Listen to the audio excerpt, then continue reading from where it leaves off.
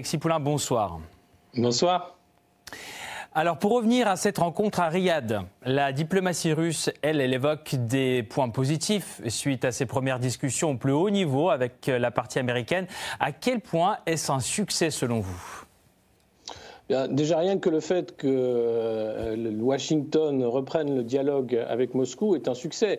Et d'ailleurs, c'est ce qui a été dit à l'issue de cette réunion, c'est qu'il était temps que les deux puissances puissent reprendre le dialogue et s'entendre, ou du moins commencer à esquisser les lignes d'une sortie de conflit, ce qui n'était pas le cas pendant tout le temps de l'administration Biden, où les visites du secrétaire d'État aux Affaires étrangères se limitaient à l'Ukraine et à l'Europe et n'ont jamais été jusqu'à un territoire neutre, jusqu'à rencontrer les responsables russes. Donc c'est une très bonne nouvelle, oui, et déjà une avancée.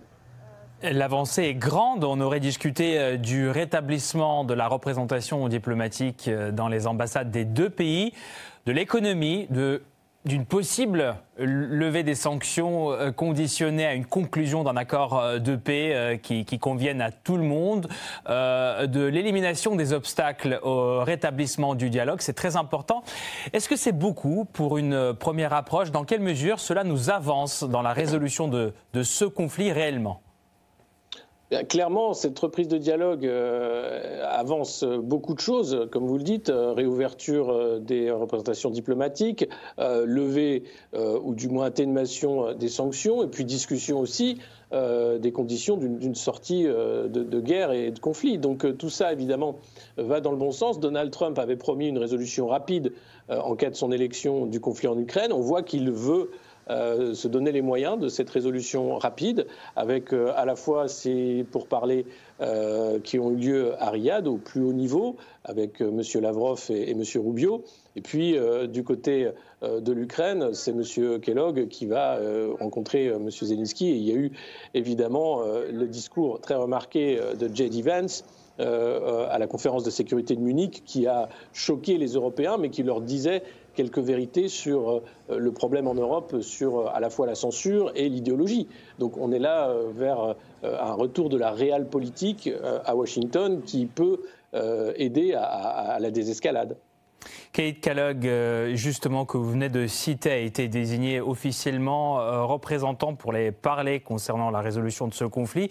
Il sera à Kiev ce soir. Qu'attendez-vous de cette visite dans le contexte des dernières déclarations de Volodymyr Zelensky, qui est extrêmement réticent et dubitatif à la suite de ces pourparlers à Riyad? Évidemment, M. Zelensky n'a pas été inclus au pourparlers, n'a pas été prévenu même de cette reprise de dialogue entre les États-Unis et la Russie au plus haut niveau. Donc lui continue d'essayer de jouer sa carte en disant je refuse tout accord si l'Ukraine n'est pas à la table des négociations, ce qui paraît normal compte tenu de l'engagement humain et militaire de l'Ukraine. C'est plus discutable pour l'Union européenne. Et donc M. Kellogg ce soir va sans doute lui expliquer ce qui a été dit aujourd'hui à Riyad et quelles sont les conditions de l'accord, sachant que M. Trump a parlé d'élections en Ukraine et que du côté russe, on souhaite négocier avec un pouvoir légitime et qu'aujourd'hui, M. Zelensky n'a pas convoqué de nouvelles élections présidentielles et que donc la question de sa légitimité se pose. La question de l'organisation des élections en Ukraine, elle revient à chaque fois. Elle a été évoquée également à Riyad ces jours-ci. Est-ce que c'est une condition préalable pour un début de réalisation de ce plan de paix ou c'est une condition libre, réalisée ou non, puisque même Vladimir Poutine il a déclaré qu'il n'était pas contre des négociations directes avec Volodymyr Zelensky. Non, je pense que c'est une condition suspensive en fonction de la position de M. Zelensky. En fonction de l'extrémité de sa position et de ce qu'il est prêt à accepter ou non, et s'il est prêt à dialoguer ou non. Et ensuite, évidemment, les élections peuvent avoir lieu, mais ce n'est pas un préalable à ces discussions, sinon ce serait impossible, je pense. Donc pas un préalable. Alors, Marco Rubio, lui, il a évoqué 3 étapes principales dans les pourparlers. Est-ce qu'on peut décortiquer ensemble étape par étape? La première, c'est la normalisation des relations diplomatiques, on en a parlé.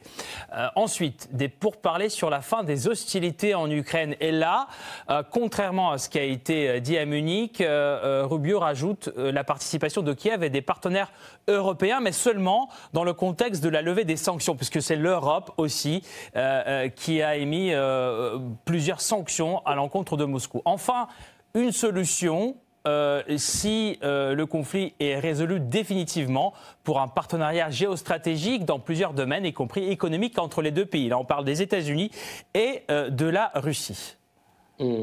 Oui, donc d'abord reprise diplomatique, ensuite cessez-le-feu, avec les conditions du cessez-le-feu et donc ensuite les pourparlers de paix, et quels accords, notamment avec les cessions de territoire ou non.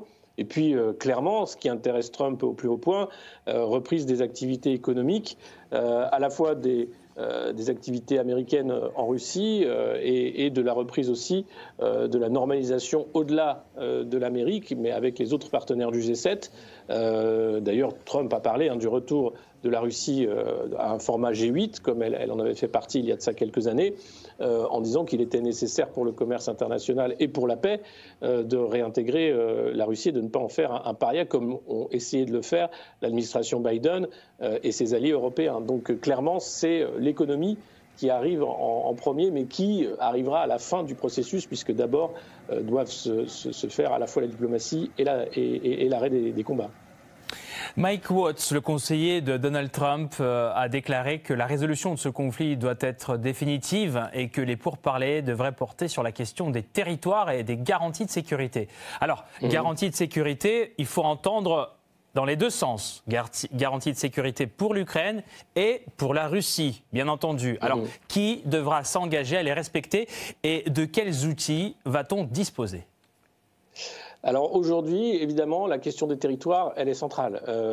Rappelez-vous, Volodymyr Zelensky avait présenté son plan de paix, et dans ce plan de paix, il avait le retour aux frontières de 91 de l'Ukraine, avec la Crimée, y compris, qui reviendrait sous bannière ukrainienne. Aujourd'hui, tout le monde s'accorde à dire que c'est impossible. Déjà à l'époque, ce plan de paix a été reçu assez froidement, y compris par l'administration Biden.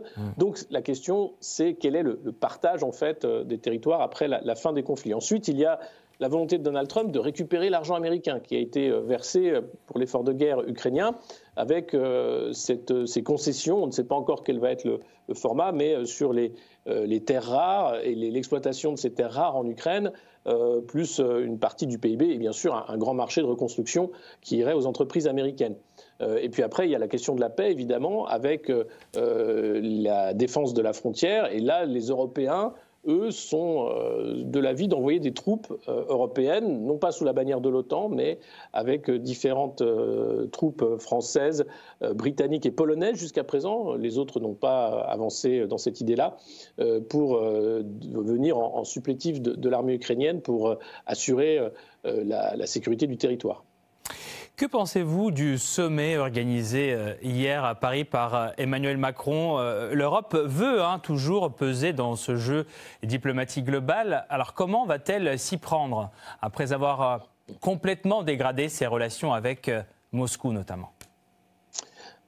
C'est là toute la question, parce que alors que Donald Trump parle de lever les sanctions, parle de réintégrer la Russie dans la communauté internationale, du moins occidentale, y compris du G8, hier à Paris, Emmanuel Macron a rassemblé ceux qui veulent continuer la guerre sous toutes les coutures, y compris avec un nouveau volet de sanctions, comme ça a été annoncé par Jean-Noël Barrot et Ursula von der Leyen, avec toujours un soutien accru à l'Ukraine, certains pensant même à continuer les frappes sur le territoire russe. Bref, on est totalement à contresens là entre Washington d'un côté et Bruxelles de l'autre. Et quand je dis Bruxelles, c'est parce qu'il y avait 8 chefs d'État autour de la table avec Emmanuel Macron, Ursula von der Leyen et le Conseil européen. Mais aujourd'hui, personne n'est vraiment d'accord. Et même si Mme Meloni était là, elle n'est pas non plus sur cette ligne-là, sans compter que l'Union européenne, c'est 27. Il n'y avait que 8 personnes qui se sont déplacées à Paris. Donc on voit bien que la réponse unifiée, unanime de l'Union européenne est loin d'être là. Et même quelqu'un comme Olaf Scholz, qui était autour de la table, n'est pas très partisan de l'envoi de troupes allemandes en Ukraine. Donc là encore, les Européens semblent discuter, palabrer et ne pas comprendre ce qui est en train de se passer entre la Russie, les États-Unis et, j'espère, l'Ukraine. Merci beaucoup Alexis Poulain pour ces réponses et pour ces éclairages, de nous avoir aidé à décortiquer cette question de possible médiation dans le conflit ukrainien.